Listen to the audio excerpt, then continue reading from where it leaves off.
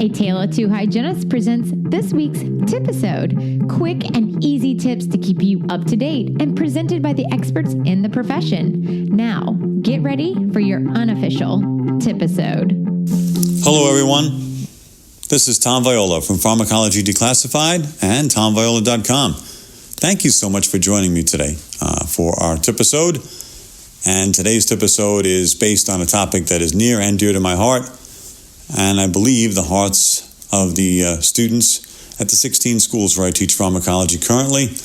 Ask any one of them, and I'm sure they will tell you Viola is definitely a proponent of the power of the medical history. I have often told my students that when they're taking a medical history, they need to ask 3 questions. The first question is, what do you take? Now, why should you ask that question? Well, you need to know what medications they're taking, right? Nope. Don't say the word medication.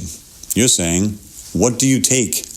By avoiding the use of the word medication or drug or anything like that, you get them to tell you everything, right? Not just the prescription drugs they may be taking, but also the over-the-counter drugs, dietary supplements, and even the substances they use illicitly.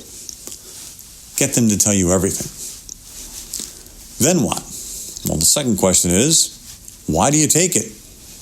Well, I feel foolish asking the patient why they take it. Shouldn't I know? My students say. But that's the point. You want to know if they know. Why? Because that way they can have an understanding of the medication, what it's being used to treat, but also what conditions they have. Why would they be taking that medication unless they had a condition that went along with it? But in addition to that, you get some fundamental knowledge of their underlying conditions that maybe you couldn't just glean from the medication itself. Maybe they'll give you more information about exactly how severe the condition is. All of that's valuable info, and all you've got to do is just get them to talk. So ask them these open-ended questions. The third question, well, did you take it today? Well, that's a great question to ask. Why? Well, that's a measure of compliance. It's great for my patient to tell me they're on blood pressure medication, but if they haven't taken it in a week, what's the point? Same thing with medications for diabetes, etc. So those 3 questions asked over and over again until the patient figuratively wants to vomit makes them tell you everything. And that way, you have a much greater understanding of not only the medications, but also their conditions. Now, if you read between the lines here, my friends, you also discover quickly what? Knowing the medications means you know the conditions, right? If they tell you they're on a certain medication and you know what it's being used for, you automatically know the condition. Now, they may not be able to verbalize the condition that they have, but you're able to deduce it from the information they've given you. So this information is extremely valuable, and therefore, not something you could overlook.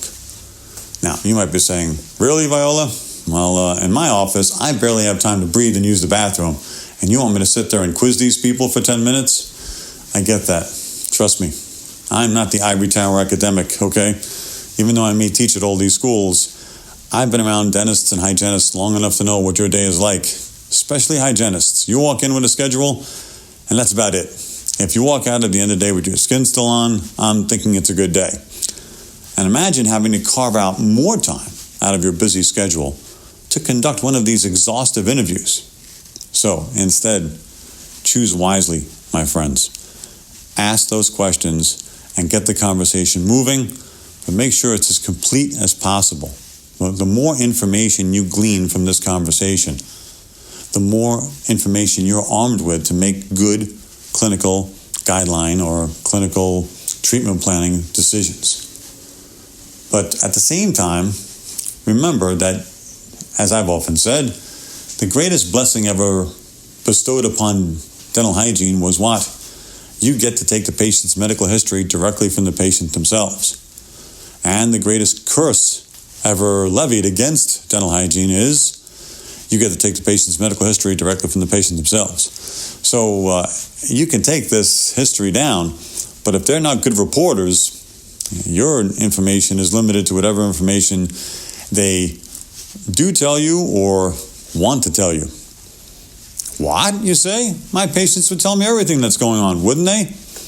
Well, I'd like to think so, but in my experience, that's not always the case. And so recently, I read an article that was published in the Journal of Dental Research's Clinical and Translational Research. And it said, basically, that underlying medical conditions were misreported in about 15 to 30% of dental patient records. What? Up to a third of dental patients do not accurately report their pre-existing medical conditions, such as diabetes or high blood pressure, to the clinicians? That could seriously affect treatment planning and patient outcomes. I mean, you have to have accurate information. Well, again, maybe it's not purposely, but maybe they just aren't good reporters. Now, the authors of this article stated that policies that support the integration of medical and dental records would meaningfully increase the quality of healthcare delivered to patients, particularly those dental patients with hypertension and diabetes. I agree, and I'm sure you do too, but why would you agree? Well, here's the thing. We are all aware in dentistry of the inevitable convergence of medicine and dentistry. It sounds odd to think that I'm saying that medicine and dentistry will eventually converge. Aren't they one and the same? But as you well know, that's not the case, that we've been on parallel paths for a long time. Yet, in the distance, they seem to be converging. That's good. Why does it impact dental hygienists especially? Well, that's one of the reasons why I love you guys. Because if anybody knows about how the oral systemic connection is paramount in our decision making, it's you. You know that systemic inflammation is more than likely the common ancestor to cardiovascular disease and diabetes. You know this. And you also know that one of the causes of systemic inflammation is thought to be advanced periodontal disease. And you know, as dental hygienists, that the American Dental Association says one of the best treatments for periodontal disease is the services of a well-trained, skilled hygienist.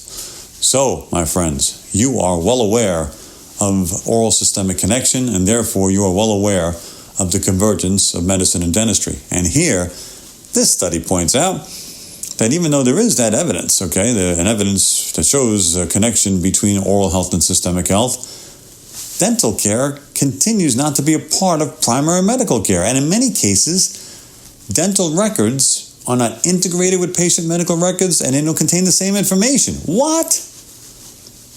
And since inaccurate information poses problems for especially dental hygienists, this study was aimed at determining to what degree patients misreport their hypertension and diabetes.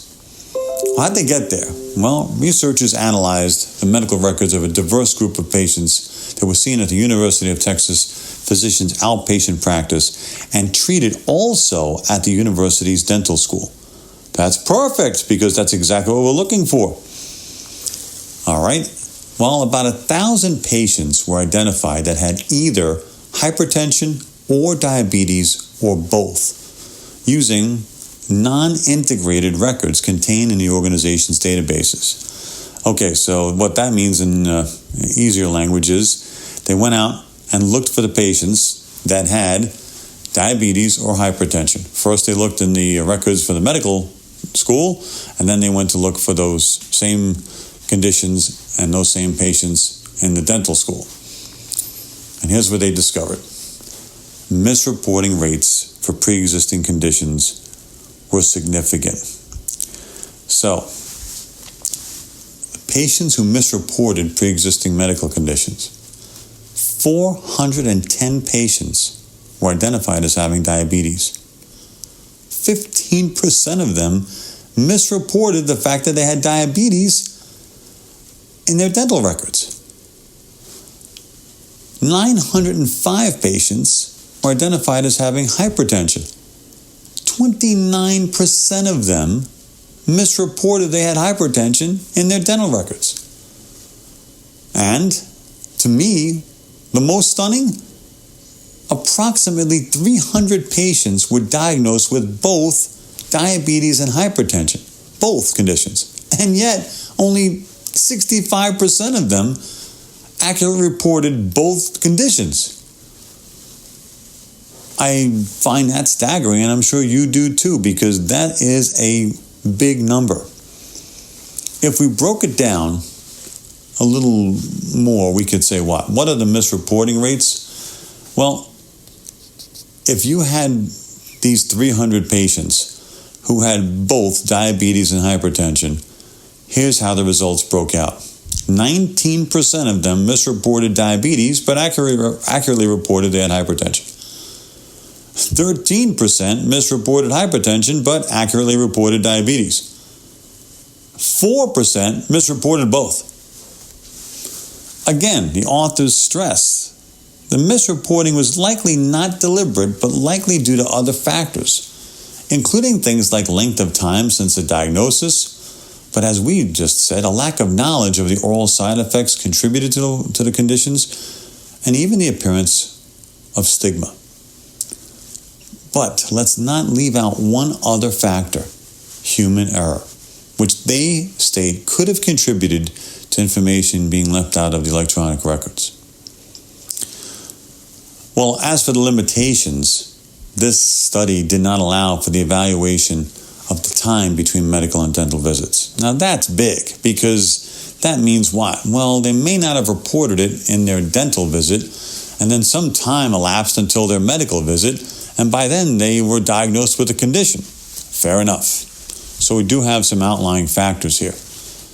And again, misreporting gaps can be closed within an integrated healthcare system like this, but I'm sure many of you out there don't have the luxury of working within an integrated or closed healthcare system. So all I can say, my friends, is it's never been more important to take a medical history and to take a complete and accurate one, because now you've got to operate under the premise that perhaps the patient who's not a good reporter, for whatever reason, is going to rely on you to make sure you fill in those gaps. And guess what? You're going to rely on you to make sure you fill in those gaps. Well, how am I supposed to manage this one, Viola? Give me some clues. Give me some advice. It's easy. I've often said this to my students. Know your patient's medications. Know your patient. All you have to do is take all of their information down. All of the things they tell you. Write it all down or enter it all into the electronic health record. And when you're all done, go over each medication and make sure that the condition that they're reporting matches the drug they're reporting, and vice versa. They may not be able to tell you they have hypertension, but if they're taking a drug for hypertension, you can bet they have hypertension. But just in case, question number 2 bails you out. Remember, why do you take it? Now, that's something to be considered. For example, if I'm taking an ACE inhibitor. Okay, ACE inhibitors can be used for hypertension, but they could also be used for trying to ameliorate the kidney disease that's associated with diabetes. So what do you take? ACE inhibitors. Why do you take it? Now I've got 2 paths. Is it for hypertension or is it for kidney disease? And that leads me down 2 different treatment planning paths as well. But the fact that I have a working basic knowledge of pharmacology means I can fill in those blanks just by asking those questions and getting the answers down. And then, as I tell my students all the time, once you write it all down, once you get the complete medical history down, read it like a book. What does it mean to me if my patient takes these medications and therefore has these medical conditions? How does that affect my treatment plan for this patient for today? So, my friends, a lot to think about, and I do appreciate your time. Please feel free to visit me anytime at my website, tomviola.com. You can email me at tom@tomviola.com. And please visit my Facebook page. It's facebook.com/pharmacology declassified. Until next time, my friends, I hope you stay well, and I look forward to seeing you soon. We hope you enjoyed this week's TIPisode. Be sure to reach out to our guest experts and let them know how helpful their tips were. Follow A Tale of Two Hygienists on Facebook, Instagram, and head over to ataleoftwohygienist.com and subscribe to our newsletter. You can also email us at ataleoftwohygienist@gmail.com and keep listening for more awesome content from your unofficial dental hygiene podcast.